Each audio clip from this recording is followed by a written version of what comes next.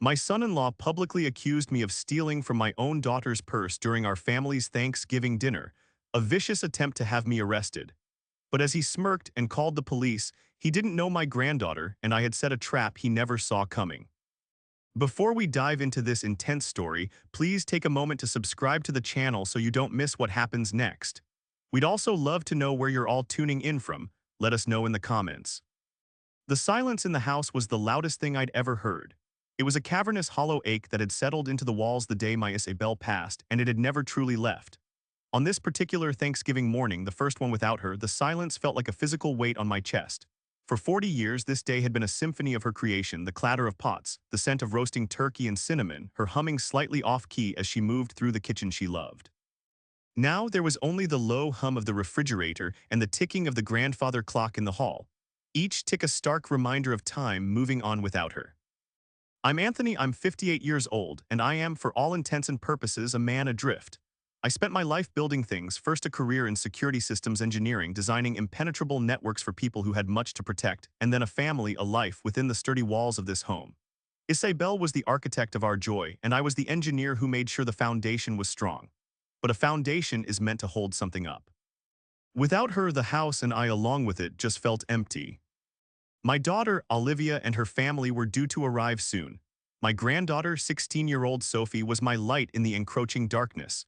She had Isabel's wit and my analytical mind, a combination that made her far too perceptive for her own good sometimes. Then there was Olivia's husband, Ethan. Ethan, even his name, felt like a counterfeit coin in my pocket, shiny on the outside but weightless and wrong. He was a financial advisor, a man who spoke in jargon and wore suits that were just a little too sharp, his smile just a little too wide. From the moment Olivia brought him home, I'd felt a professional unease, the same low-level alarm that would go off in my head when a client's security assessment revealed a vulnerability they couldn't see. Ethan was a vulnerability. I saw the way his eyes scanned our home not with warmth, but with appraisal, like a man estimating the value of assets to be liquidated. Since Isabel's death 6 months ago, his appraisals had become more overt, his suggestions more pointed. "Anthony, this is a big place for one man," he'd say, draping a familiar arm over my shoulder. "The market is hot. You could sell this, get a nice condo, and Olivia and I could use the capital to get our business off the ground." His business? It was always a vague, undefined venture that promised spectacular returns but required significant upfront investment. My investment, the home Isabel and I had poured our souls into. Each time I'd politely refused, and each time the temperature in the room would drop by 20 degrees. The last time we'd spoken about it, his friendly mask had slipped, revealing a flash of cold, reptilian anger that chilled me to the bone. That was when I knew he wasn't just greedy. He was desperate, and a desperate man is a dangerous one. That's why at 5 o'clock this morning, while the rest of the neighborhood slept, I was not preparing a turkey. I was on a stepladder in my foyer, fitting a pinhole-sized camera into a smoke detector. It was the last of 6 I had installed, state-of-the-art, wireless, with a direct, encrypted feed to a cloud server.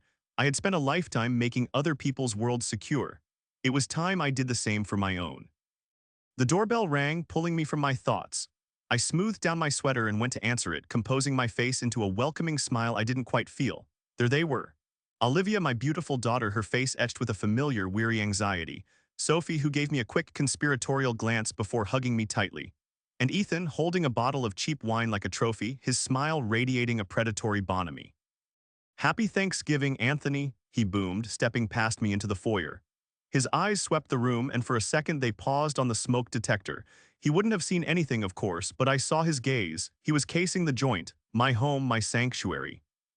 As he walked toward the living room, I felt a profound cold wash over me, a certainty so deep and chilling it felt like a premonition carved in ice. He wasn't here to celebrate. He was here to execute a plan. I didn't know the specifics, but I knew its purpose, to break me, to take this house, to erase the last vestiges of the life Isabel and I had built. The festive charade was just the stage for a drama he had already written. The betrayal wasn't a possibility. It was an inevitability, hanging in the air like the coming of a winter storm. The first hour was a masterclass in strained civility. I tried to focus on Olivia and Sophie, drawing them into conversations about school, about work, about anything other than the gaping hole Isabel's absence had left at our table.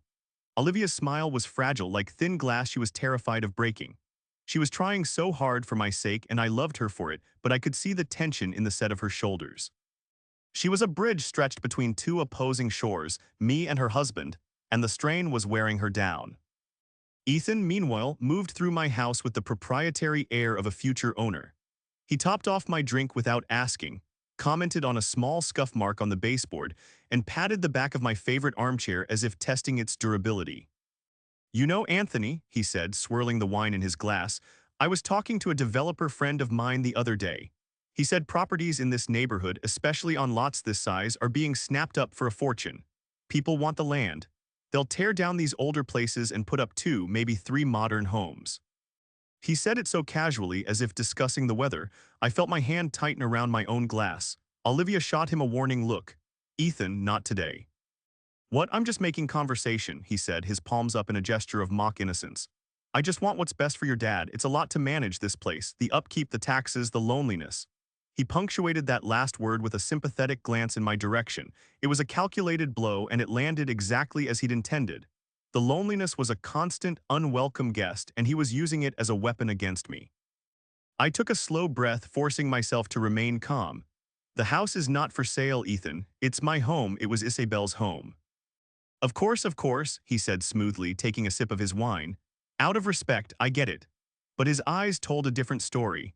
They were cold and dismissive, as if my grief were merely a temporary obstacle, a minor market fluctuation that would soon correct itself. Later, as I was checking on the turkey, Sophie slipped into the kitchen.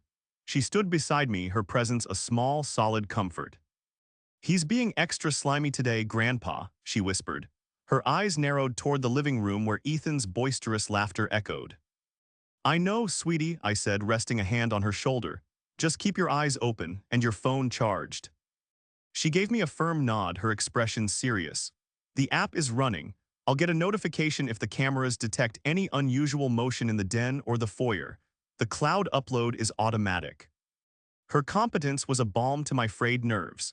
I had taught her about encryption and network security when she was just a kid, turning it into a game of secret codes and spy missions. I never imagined we would one day be using those skills to mount a defense operation in our own family. As we all gathered around the dining room table, the tension was thick enough to carve with a knife. Ethan dominated the conversation, telling loud, embellished stories about his financial prowess, about deals he'd closed and fortunes he'd supposedly made. He was painting a picture of himself as a brilliant provider, a man of wealth and influence. It was all for Olivia's benefit, a way to reinforce her belief that he was her rock, her protector. He kept refilling my wine glass, urging me to relax and enjoy the day.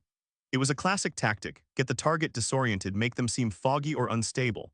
I took small, deliberate sips, my mind clearer than it had been in months. All my grief, all my sadness had been honed to a single, sharp point of focus. I watched his every move, every glance, every false smile. He was an amateur playing a game against a grandmaster, and he didn't even know it. He thought I was just a sad old man, lost in memories and easy to push over. He had forgotten who I was. He had forgotten what I used to do for a living, and that oversight would be his undoing. This house wasn't just wood and nails to me. It was a living repository of memories. I could still see Isabel in the kitchen, her hair dusted with flour, laughing as a young Olivia tried to help her bake cookies, getting more dough on the floor than in the oven. I could point to the scratch on the hardwood floor in the hallway and remember a 7-year-old Sophie trying to ride her new scooter indoors on a rainy day. Every room held an echo of laughter, every corner a shadow of love. When I bought this house with Isabel, we were young and had next to nothing. We poured every spare dollar and every weekend into making it a home. I laid the patio stones in the backyard myself, my hands raw and blistered, while she planted the garden that still bloomed every spring. Selling it would be like tearing out the pages of our life story. Ethan never understood that. To him, history and sentiment were liabilities, not assets. He saw a balance sheet where I saw a life. He had entered our lives 7 years ago. Olivia, who had always been a gentle soul, was utterly captivated by his charisma. He was handsome, confident, and showered her with a kind of aggressive affection that she mistook for passion. Isabel and I had our reservations from the start. It was subtle things at first. He had a way of steering every conversation back to money. When he asked me what I did and I told him I was a security engineer, he'd smirked. "So you install alarms for rich people?" I had simply replied. "I design systems that protect what's most valuable to them." The distinction was lost on him. He claimed to be a freelance financial advisor, a portfolio manager for a handful of wealthy private clients. It all sounded very impressive, but it was deliberately vague. There was no office to visit, no company website, just a fancy business card and a lot of confident talk. After they were married, I saw the effect he had on Olivia. She grew more anxious, constantly worried about their finances despite Ethan's claims of success. He convinced her to quit her job as a graphic designer to help him with his business, effectively isolating her and making her completely dependent on him. After Isabel got sick, Ethan's interest in our finances intensified.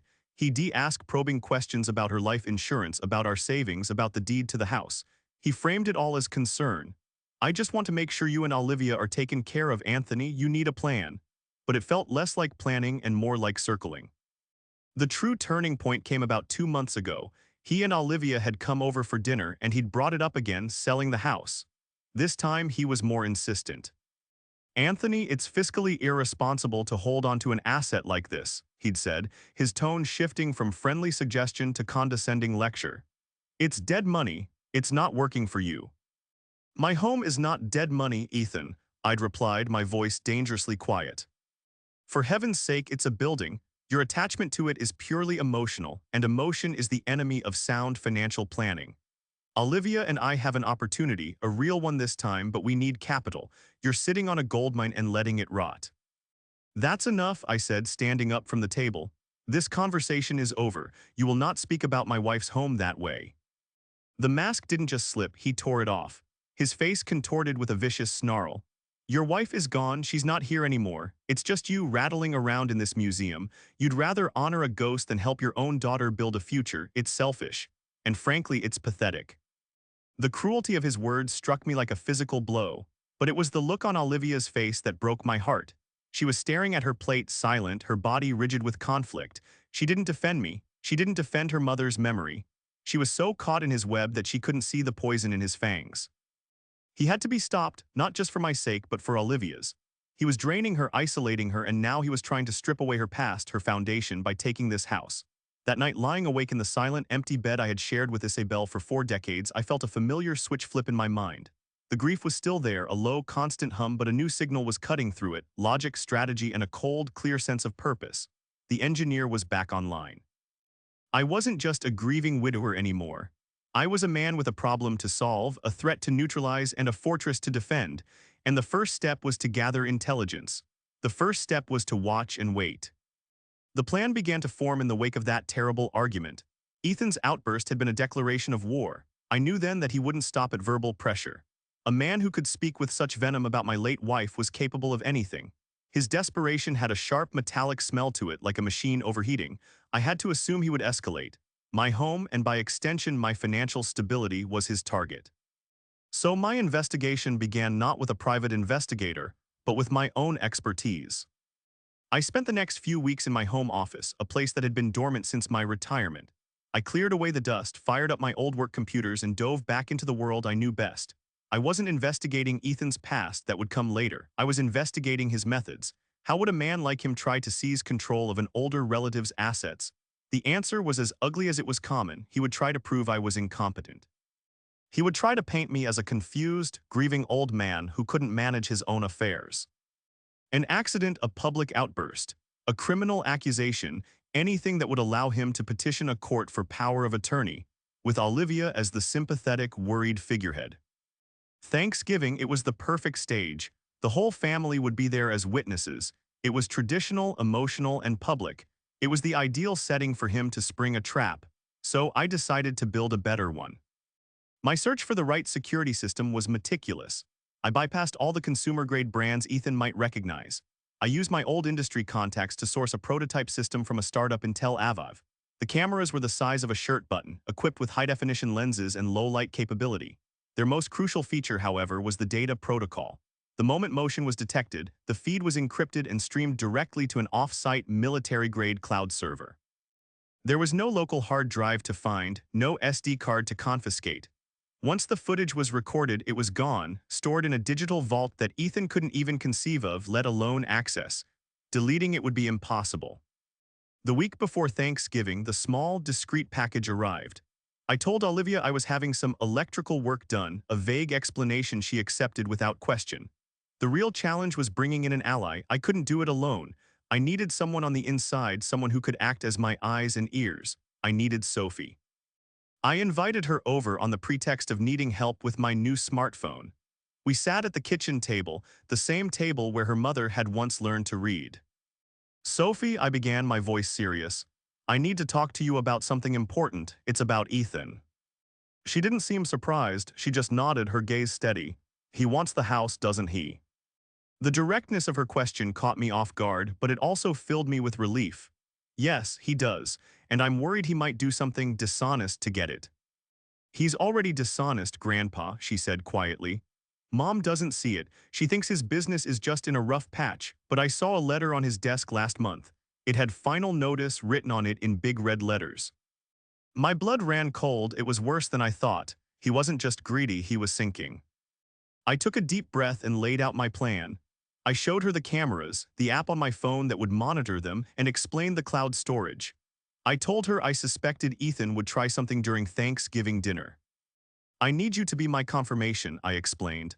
When it happens, whatever it is, I'll be occupied. I need you to get on your phone, check the feed, and make sure the video file of the event is uploaded and secure. Can you do that for me? Her eyes, so like her grandmother's, lit up with a fierce intelligence. This wasn't just a game of spies anymore, this was real. What do you think he's going to do? She asked. I think he'll try to make me look like a thief, I said, the words tasting like ash in my mouth. It's the quickest way to discredit me. Sophie absorbed this for a moment, then she looked me straight in the eye, her expression one of absolute resolve. He's not taking this house, Grandpa, we won't let him. On Thanksgiving morning, the house was a fortress disguised as a home. The cameras were in place, covering the foyer, the den where the coats would be, the living room, and the dining room. They were invisible, silent sentinels. When Ethan arrived, beaming with false cheer, I felt a strange sense of calm descend over me. The trap was set. The bait, my dignity, my reputation, was in place. All I had to do now was wait for the mouse to take it. The dinner itself was an exercise in supreme self-control. I sat at the head of the table, in the chair that had been mine for 40 years, and played the part of the gracious host. I carved the turkey, passed the gravy, and listened to Ethan's pompous monologues with an expression of mild interest. Olivia, bless her heart, tried to steer the conversation toward lighter topics. Sophie's upcoming debate tournament, a funny movie she'd seen, but Ethan always managed to wrestle it back to himself, his ambitions, his supposed triumphs. Out of the corner of my eye, I watched Sophie. She was quiet, picking at her food, her phone resting screen down on her lap. Every few minutes, her thumb would brush against its edge. She was ready. The main course wound down, and I suggested we move to the living room for dessert and coffee. This was the moment I had anticipated. People would be moving around, distracted. It was the perfect opportunity for chaos. As everyone stood up, Olivia let out a small, frustrated sigh. Oh, for goodness sake, I can't find my purse. Ethan immediately sprang into action, his face a mask of concern. What? Where did you last see it, honey? I don't know, I thought I left it on the console table in the foyer when we came in, she said, her voice laced with anxiety. Well, let's look, Ethan announced, his voice taking on a commanding tone. He was no longer a guest, he was an officer leading a search party. They went to the foyer, and a moment later, Olivia returned looking more distressed. It's there, but my wallet is open, and the cash is gone. She looked around the room, her eyes wide and confused. I just went to the bank yesterday. I had $500 in it for Christmas shopping. Ethan's gaze swept across the room before landing on me with practiced solemnity. Now, let's not panic. It's probably just been misplaced. We're all family here. The word family was delivered with a heavy, ironic weight. He orchestrated the search with theatrical flair, looking under cushions, behind curtains. It was a performance for Olivia's benefit, designed to show how responsible and in control he was. Sophie and I remained seated on the sofa, watching the play unfold. Maybe we should check the coats, Ethan suggested, his voice now laced with a grim seriousness. It's possible someone you know made a mistake. He walked over to the small den off the foyer where we'd all left our outerwear. My old tweed jacket was hanging on a hook next to his own sleek black overcoat. He made a show of patting down his own pockets first. Nothing, he checked Olivia's. Nothing. Then he moved to my jacket. He paused for dramatic effect, his hand hovering over the side pocket. He looked back at Olivia, his expression sorrowful, as if he was about to uncover something heartbreaking. He slowly slipped his hand into my pocket. His eyes widened in feigned shock. Oh no, he breathed. He pulled his hand out and clutched within it was a thick wad of cash. He fanned the bills out. They were all crisp, new $50 bills. Olivia, is this? Olivia stared at the money, her hand flying to her mouth. Her face was a canvas of disbelief and horror. She looked from the money in Ethan's hand to my face, her eyes begging for an explanation, for this to be some terrible misunderstanding. Anthony, Ethan's voice was soft, dripping with false pity. Is there something you want to tell us? The room fell silent, all eyes were on me. I could feel their collective gaze, a mixture of shock, confusion, and suspicion. I didn't get angry, I didn't protest. I simply looked at Ethan, holding his gaze, and remained perfectly, unnervingly calm. My silence was not the reaction he had expected. He wanted tears, denials, panicked outbursts, the behavior of a guilty man, or at least a senile one. He was getting none of it. I let the silence stretch, letting the weight of his accusation hang in the air. Finally, I spoke, my voice even and steady. Well, Ethan, I said, my tone almost conversational, you found it.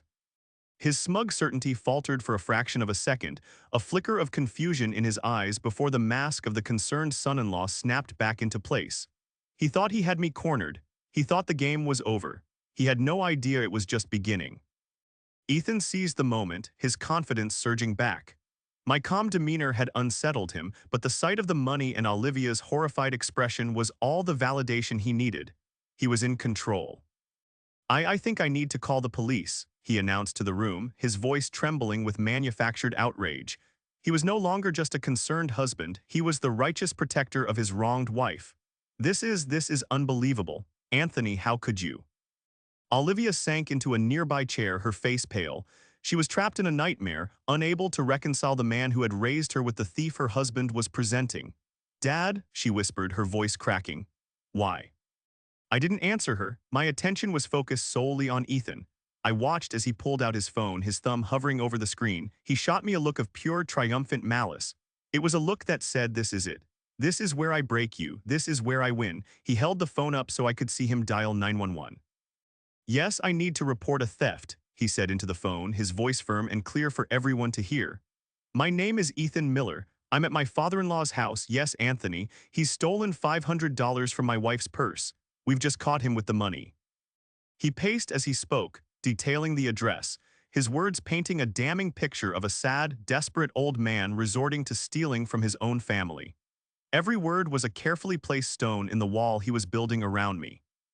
As he was rattling off his self-righteous testimony to the dispatcher, I felt a gentle vibration from the sofa cushion beside me. I glanced down.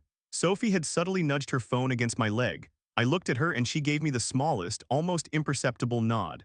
Her eyes, however, were bright and clear. The message was received. A moment later, my own phone, which I held in my hand beneath the table, buzzed silently. I tilted it just enough to see the screen. It was a text from Sophie. It's done, Grandpa. Upload complete. The file is secure. A wave of profound calm washed over me. The final piece was in place. The digital evidence was safe, far beyond Ethan's reach, preserved in the immutable ether of the cloud. Ethan finished his call and turned back to the room, a grim smirk playing on his lips. They're sending a car over. They said not to let him leave. He looked directly at me, his eyes glinting with victory. I'm sorry it had to come to this, Anthony, truly, but you clearly need help. We'll get you the help you need. The threat was clear. Help meant psychological evaluations. Help meant declaring me incompetent. Help meant him gaining control. You have no idea what you've just done, Ethan, I said, my voice low and even. He laughed, a short, sharp bark of a sound. Oh, I think I do. I'm saving this family from a thief and a liar. The next 10 minutes were the longest of my life. Olivia was crying softly, refusing to look at me. Sophie had moved to her side, placing a comforting arm around her mother's shoulders while giving me steady, reassuring glances. Ethan stood by the window, arms crossed, watching the street for the flashing lights that would signal the end of his problem and the beginning of his payday. He was reveling in his power, in the destruction he had wrought. He was so sure of his victory, so blinded by his own cleverness, that he never once stopped to wonder why the man he had just framed wasn't fighting back. He mistook my silence for surrender. He had no idea it was the silence of a trap being sprung. The distant wail of a siren grew steadily closer, and Ethan's smirk widened. The cavalry was arriving, all right, but not for the reasons he thought. The arrival of the two police officers brought a new, official gravity to the tense atmosphere in the room. They were both young, professional, and their faces were set in the neutral, observant masks of people walking into a domestic dispute. The younger officer stood by the door while the older, a sergeant whose name tag read Miller, stepped forward. I'm Sergeant Miller, he said, his eyes scanning the room, taking in Olivia's tear-streaked face, Ethan's rigid posture, Sophie's protective stance by her mother, and me sitting calmly on the sofa. We had a call about a theft. Ethan immediately stepped up, taking charge. Yes, officer, thank you for getting here so quickly. I'm Ethan Miller. This is my wife, Olivia. And this, he said, gesturing toward me with a sweep of his hand, is my father-in-law, Anthony. He launched into his polished, pre-rehearsed narrative. He explained how the money went missing from his wife's purse, how they had searched for it, and how he had regrettably discovered the cash, the exact amount, $500, in my coat pocket. He presented the wad of bills, which he had placed on the coffee table, as if it were Exhibit A. Look, we don't want to press charges if we don't have to, Ethan said, his voice oozing false magnanimity. But we're very concerned. He's been confused lately, forgetful, since his wife passed. We think he needs a professional evaluation. This isn't like him. The sergeant listened patiently, his gaze shifting to me. Sir, is that what happened? I didn't move, I didn't look at the officer, I looked at my daughter. Her face was a storm of conflicting emotions, love, doubt, betrayal, and a deep, soul-crushing sadness. Olivia, I said, my voice quiet but carrying across the silent room. Look at me. Her eyes, red-rimmed from crying, slowly lifted to meet mine. Do you believe I would do this? I asked. Do you believe I would steal from you, from your mother's house? She flinched at the mention of Isabel, a sob caught in her throat. I don't know what to believe, Dad. That was the only answer I needed. That seed of doubt, planted and watered by Ethan, had taken root. Now it was time to pull it out. I see, I said softly, then I turned my attention to the police officer. Sergeant, my son-in-law is correct about one thing. There was a crime committed in this house tonight, but it wasn't theft. Ethan scoffed. Oh, here we go, the denials, the confusion. I ignored him. Sophie, I said calmly, would you please bring me the tablet from the office? Sophie, who had been waiting for her cue, nodded and quickly left the room. Ethan's smirk faltered. He shot a confused look at Olivia. What's this? He asked, a nervous edge to his voice. What's she getting? Patience, Ethan, I said. Sophie returned, holding a slim tablet. She handed it to me. I powered it on, the screen illuminating my face. I tapped the screen a few times and then looked up at the sergeant. As I mentioned, I'm a retired security systems engineer, I explained. Given my recent solitary living situation, I decided to upgrade the security in my home. I installed a new system this morning. It's very high-end. The cameras are quite discreet, but their coverage is comprehensive. Ethan's face went white. The color drained from his cheeks as if a plug had been pulled. He stared at me, his eyes wide with dawning horror. You're bluffing, he stammered, the words catching in his throat. Am I? I angled the tablet screen toward him. The foyer camera is motion activated. It saves a clip every time someone enters the area. Like this one from about an hour ago, time-stamped right before dinner. I pressed play. The video was perfectly clear, the quality cinematic. It showed the empty foyer, then Ethan striding into the frame. He glanced furtively back toward the dining room, then quickly walked to the den where the coats were hanging. The camera's wide-angle lens captured everything. It showed him pulling his own wallet from his pocket, taking out the wad of cash, and then walking over to my tweed jacket. He hesitated for only a second before swiftly stuffing the money deep into the side pocket. Then he smoothed the jacket down, took one last look around, and walked calmly out of frame. The only sound in the room was the quiet hiss of the tablet's speaker. I stopped the video. I slowly raised my head and looked at Ethan. He was frozen, his mouth slightly agape, his face a mask of pure, unadulterated panic. The predator had just realized he was the one in the trap. But my focus was on Olivia. She was staring at the tablet, her hands covering her mouth. A low, wounded sound escaped her lips. She looked from the frozen image of her husband planting the money to his terrified face in the present. The web of lies, the years of manipulation, the subtle poisoning of her trust in me, it all unraveled in that single, devastating moment. The illusion shattered, and for the first time, she saw the man she married for who he truly was.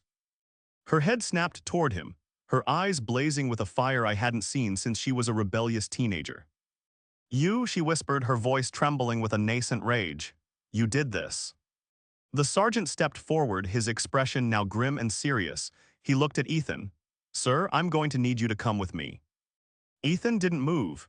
He just stared at Olivia, his mind scrambling for an escape that didn't exist. Olivia stood up, her entire body shaking. She took a step toward her husband, her finger pointing at him like an indictment. Get out, she hissed. Get out of my father's house. The spell was broken, the showdown was over. And in the wreckage of Ethan's deceit, my family, however broken, finally had a chance to start healing. The immediate aftermath was a blur of quiet, efficient action. The younger officer calmly escorted a stunned and silent Ethan out to the patrol car. There were no dramatic protests, no final outburst. His entire persona had collapsed inward, leaving only a hollow, defeated shell. Sergeant Miller took my statement, his pen scratching methodically in his notepad. He asked if I wanted to press charges for filing a false police report and defamation. I looked at Olivia, who was now sitting beside me on the sofa, her hand clutching mine like a lifeline. Yes, I said, my voice firm, we do. When the police were gone, an immense heavy silence descended upon the house once more. But this was a different kind of silence.